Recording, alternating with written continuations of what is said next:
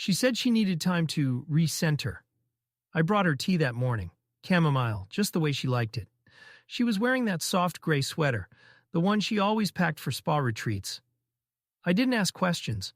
That's the version of myself she preferred. Supportive, quiet, dependable.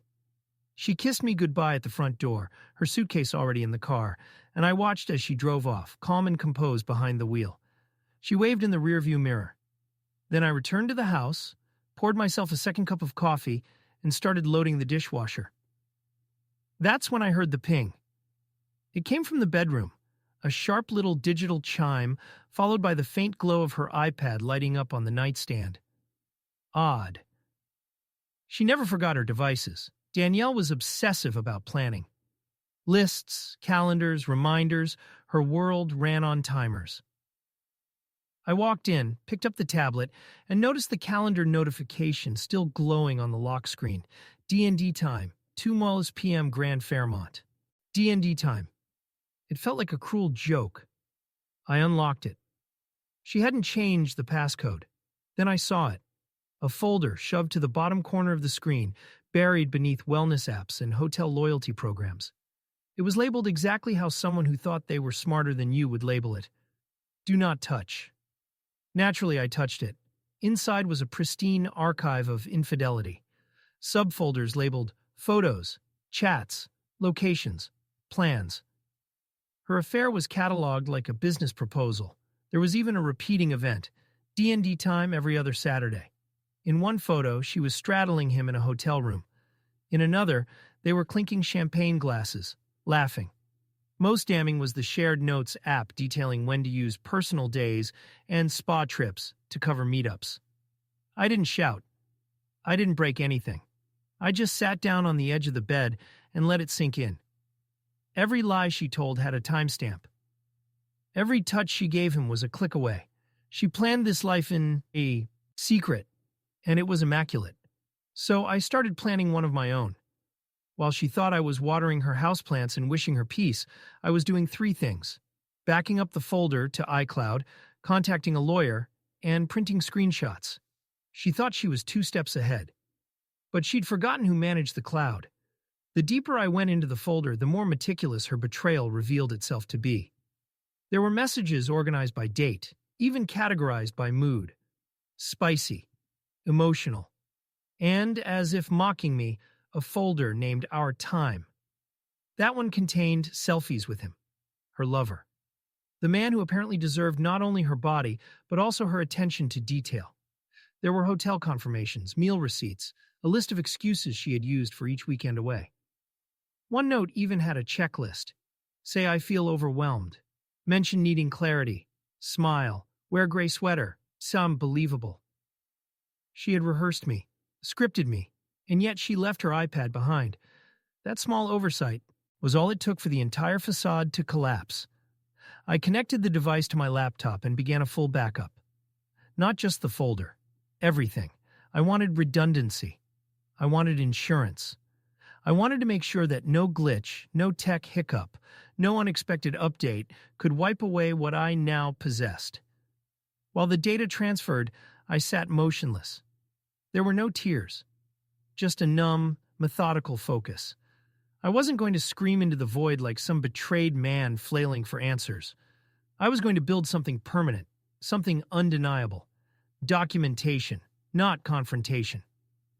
Once the backup was complete, I logged into our shared iCloud account and quietly synced the folder across multiple drives, one on my home computer, one on a secured external drive, and one on a private cloud under a burner email. Then I went back and began pulling high-resolution screenshots of the worst offenses. Pictures, threads, geotags. I didn't just want enough for a divorce. I wanted the full narrative laid out. Clean, unarguable, uneditable, time-stamped, and location-locked. At one point I paused and stared at a photo she had taken in a mirror, her reflection wrapped in a robe from a boutique hotel in Carmel. She captioned it, "This weekend feels like home." We had been there together once. She had taken me to that exact hotel for my birthday 2 years ago. Apparently, she had repurposed the memory, wrapped it in secrecy, and handed it to someone else. I stared at that photo a little longer than the others. Not because of the intimacy, but because of the coldness. That was the moment I realized. Danielle hadn't slipped. She hadn't fallen into this affair by accident or impulse. She had designed it. And she had compartmentalized me like I was just another file. So I began organizing her secrets the same way she had organized her deception. Each subfolder I mirrored in my own private archive. Each message chain was converted into a PDF watermarked and named according to date, sender, and location. I didn't know what exactly I would need legally, so I made sure to take everything. This wasn't about vengeance. It was about clarity, precision, control. After I finished building the evidence package, I opened a new folder. Mine this time. I called it Closure. Inside, I placed 3 things: the full dossier of her affair, a copy of the prenuptial agreement we had signed, and a PDF of a drafted divorce petition, dated for the day she returned from her spa weekend. Then I called my lawyer. The receptionist asked if I needed to speak to someone urgently. I told her no, there was no urgency anymore. I scheduled an appointment for Monday at 10 a.m., first thing after Danielle would have returned. A calm, clean start to the week, no messy emotions, no chaos. Just a man arriving with a flash drive, a folder named Do Not Touch, and a signature already rehearsed. I didn't sleep that night. Not out of sadness, but purpose. I didn't need closure from Danielle. I needed execution. And now, I had all the tools I needed. Danielle arrived home on a Sunday evening just after 6. The sun was beginning to set, casting long shadows across the driveway as her car pulled in. I watched from the kitchen window, sipping from a mug I didn't need. My hands didn't shake. My breathing was steady. Everything was where it should be. Except her. She entered the house with the breezy confidence of someone returning to familiar ground, the same curated calm she always carried when she wanted to keep the illusion going. She paused in the hallway, kicked off her shoes, and called out, "I'm back." There was a slight uptick in her voice, an attempt at cheerfulness. Or guilt. Hard to say. I met her at the doorway between the living room and kitchen, where the soft evening light filtered through the blinds and painted her face in slatted gold. She smiled and stepped forward to hug me. I let her arms circle my shoulders, and I returned the gesture without warmth. Just enough to maintain the balance. "You look relaxed," I said, voice smooth, unreadable. "It was good," she replied, brushing past me toward the kitchen. "Lots of quiet time." The spa treatments were amazing. I nodded, walking behind her. She didn't notice the envelope already resting on the kitchen island. White, heavy, sealed. "I figured," I said. "You've always been good at planning your time well." She looked up at me then, slightly puzzled. Her eyes flicked to the envelope. "What's that?" "A gift," I replied. "You said you needed space. I'm giving it to you, starting with this." She stepped closer and slowly reached for it. The seal cracked as she opened it, revealing a stack of neatly printed documents. On top, a letter addressed to her. Formal and brief. Below that, screenshots. Printed emails. Travel receipts. GPS logs. And at the very bottom, a divorce petition with 2 signature lines. She didn't say a word at first. Her fingers hovered over the photos, her eyes quickly scanning the contents. As the reality of it unfolded, her posture stiffened, and for the first time in years, she looked unsure of herself. Her perfectly curated calm fractured. Her breath caught somewhere between denial and dread. "You planned this," she finally whispered. "I learned from the best," I said, setting down my mug. "I just used your method, organization, detail, routine. All you ever needed to be caught was to forget who had access." She sat down slowly at the table, still staring at the evidence. No tears, no denial, just silence. "I didn't want to fight," I continued. "You made your choices, I've made mine." Her voice was small when it returned. "And what now?" "Now?" I said, sliding a pen across the table. "Now you sign.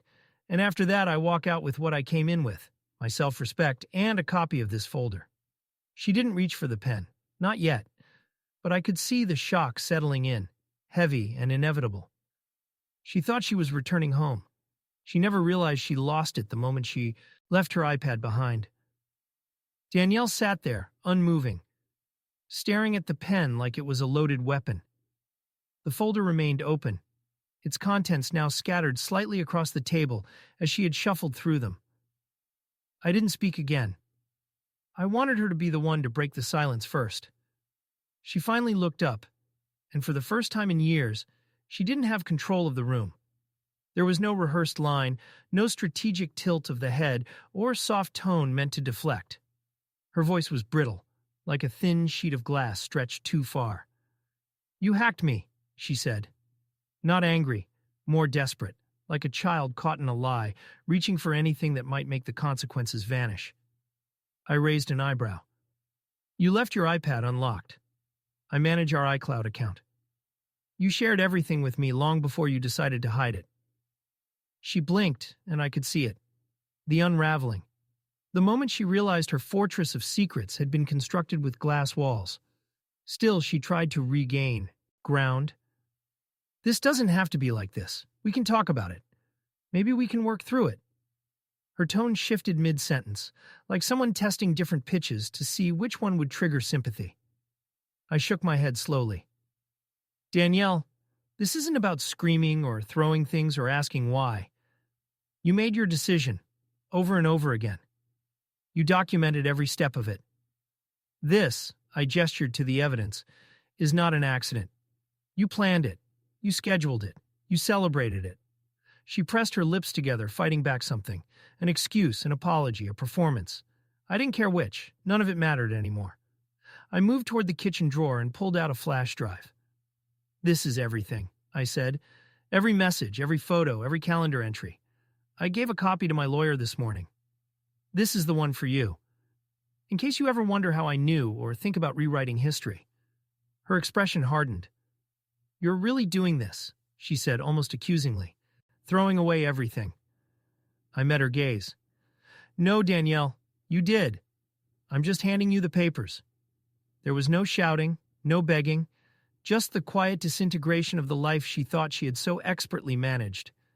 She reached for the divorce papers again, her fingers grazing the edges as if they burned. Then she looked around the house like she was seeing it for the first time.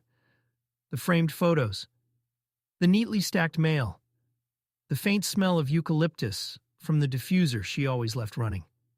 Everything in its place, except her. "I didn't think you had this in you," she muttered. I gave a small smile. "That's the problem. You never really saw me."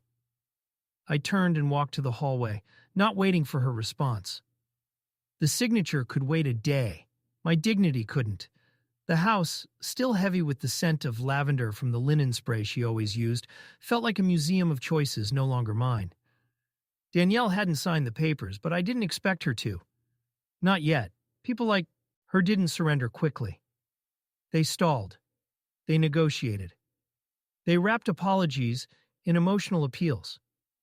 But I wasn't here to negotiate. I was here to leave. I woke before dawn, showered, shaved, and dressed in a dark navy shirt she had once complimented.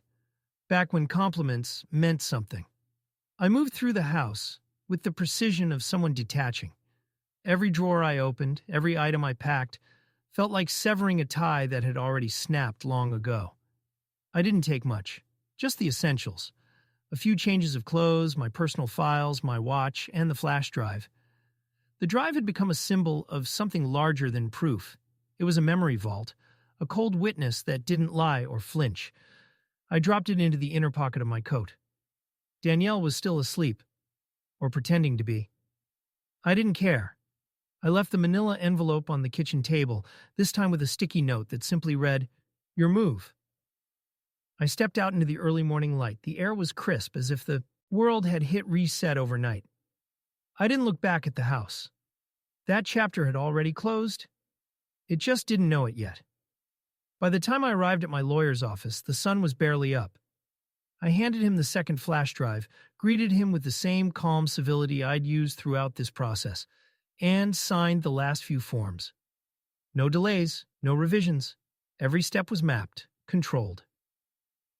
Later that afternoon, I stopped at a small storage unit I had rented under a different name.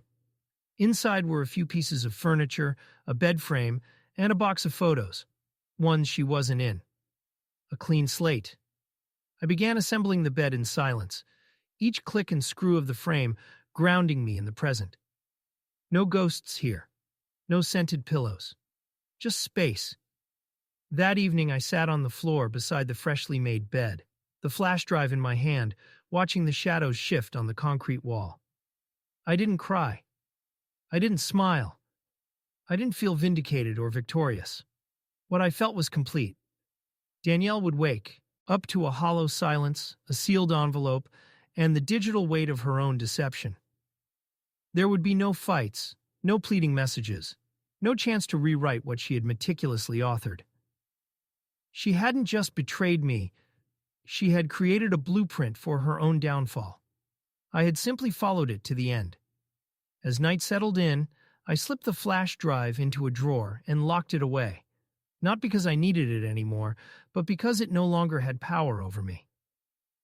The evidence had done its job, the damage was over, and so was she.